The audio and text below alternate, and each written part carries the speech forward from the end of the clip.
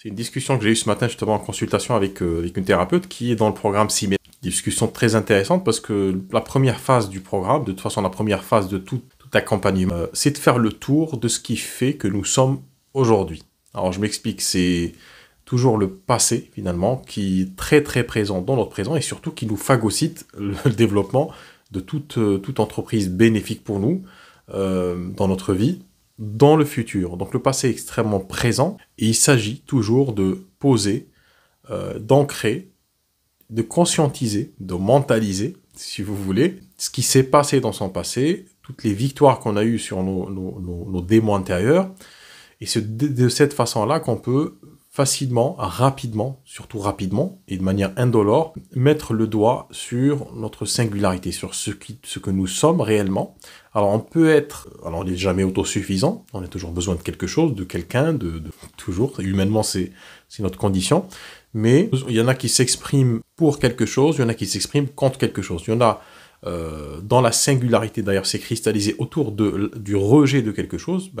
d'ailleurs, c'était l'objet de la discussion avec la thérapeute ce matin, c'est le rejet de l'injustice, le sentiment d'injustice, parce qu'on peut se sentir, on peut être factuellement, objectivement rejeté dans son enfance, et on a du mal finalement à conscientiser à savoir quelle est l'origine de ce gros défaut qu'on ne supporte pas dans la vie. Alors, il y a toujours des trucs qui vont te faire sursauter dans la vie, qui vont te faire hérisser les cheveux, qui vont te dire, voilà, quand tu vas voir un truc, par exemple une situation, un événement, une parole, ça va tout de suite te mettre hors d'état, ça va tout de suite t'emmerder, tu vas tout de suite monter sur les tours, et tu comprendras pas forcément, tu dis, voilà, j'ai toujours été comme ça, etc., mais tu vas pas forcément aller chercher pourquoi tu réagis spécifiquement, de cette façon-là, émotionnellement, à certains stimuli. Et c'est en travaillant sûrement sur toi-même d'aller gratter un petit peu ce fond de marmite, comme dirait la thérapeute, c'est en allant gratter ce fond de marmite que tu vas découvrir, plutôt que tu vas poser des mots, conscientiser ce qui existe déjà, ce qui a toujours existé, mais sans que tu te rends compte ou sans que tu lui donnes une direction, un sens. Et poser un sens précis, avec des mots précis, sur cette expérience qu'on fait tous les jours, par exemple quand on voit une injustice, quand on voit une personne seule, quand on sent une personne acculée, quand on pense ou quand on entend qu'une personne nous dise qu'elle n'y arrive pas, tout ça fait forcément référence dans une logique de symétrie à ce qu'on a vécu avant, ce qu'on a traversé. Et c'est important déjà de conscientiser tout ça, de poser les mots sur cette singularité, de savoir d'où ça vient. Et aussi, deuxième chose, ce que je disais ce matin à la thérapeute qui est dans le programme Symétrie, c'est qu'il faut garder cette colère. Si par exemple c'est une colère que tu as en toi, bien sûr qu'il faut travailler sur cette colère, comprendre d'où elle vient, quel est le sens de cette colère, et aussi, surtout, garder cette colère bien au chaud. Donc,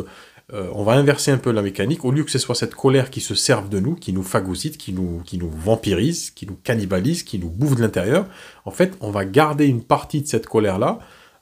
pour aller vampiriser, pour aller buter la colère des autres. En fait, en gardant intacte une partie de cette colère-là, de cette tristesse, ce dégoût, cette honte, on garde en vrai le souvenir de ce qui s'est passé. C'est un souvenir qui est sous contrôle, bien entendu, mais on garde quand même le souvenir de ce qui s'est passé, et ça va nous permettre, avant même de parler de thérapie en dur, ça va nous permettre de mieux comprendre l'autre, et surtout de mieux communiquer, de mieux être dans l'empathie envers l'autre, parce qu'en gardant intact ce souvenir-là, en fait, en parlant sur Internet, ça se ressent que c'est quelque chose on est complètement crédible à parler de cette chose-là, on est dans une zone dans laquelle, en fait, on est cohérent avec les personnes auxquelles on s'adresse. Et c'est cette cohérence-là, cette symétrie, qui va faire en sorte qu'une partie de ton auditoire va se dire, cette personne, ce qu'elle dit, ça me parle, ça me touche, ça résonne, et j'ai envie, peut-être pas forcément de prendre rendez-vous de suite, mais j'ai envie d'en savoir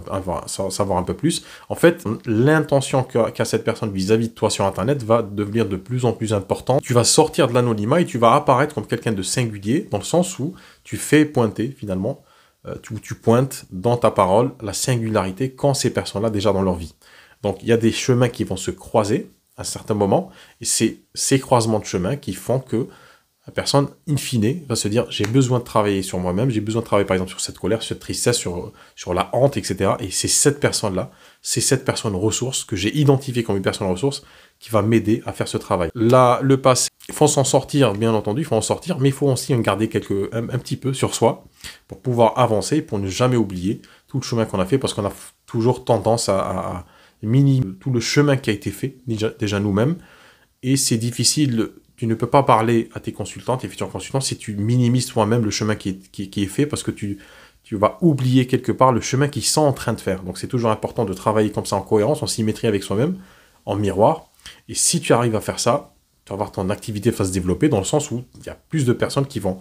tu vas toucher plus de personnes, tu vas attirer les bonnes personnes vers toi, qui sont toujours en symétrie, en miroir, en cohérence. Et c'est comme ça que tu vas développer une activité qui réellement a du sens pour toi. Tu vas pas être efficace pour tout le monde, mais tu vas être efficace pour un certain nombre de personnes et tu vas l'être vraiment. Donc voilà ce que je vais te dire sur la question du passé et de maintenir le souvenir un petit peu dans un coin de sa tête ou de son cœur.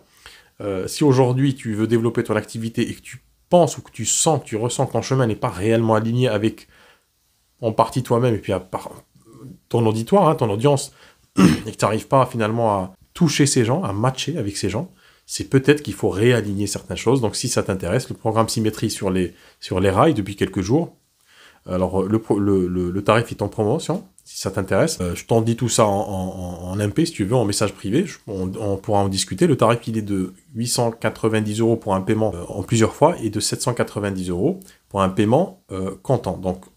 à toi de voir si aujourd'hui tu veux investir sur ton alignement, sur ta cohérence et sur ta communication et sur le développement de ton cabinet. Si c'est le cas, si c'est pas le cas, c'est pas grave. Si c'est le cas, tu m'envoies un message et puis on en discute. Là, je t'ai donné les tarifs, je discute des modalités de l'accompagnement, comment ça se passe concrètement, à quelle sauce tu vas être mangé, et puis toutes les questions que tu as envie de poser, c'est en commentaire et je te dis peut-être à tout à l'heure. Allez, ciao.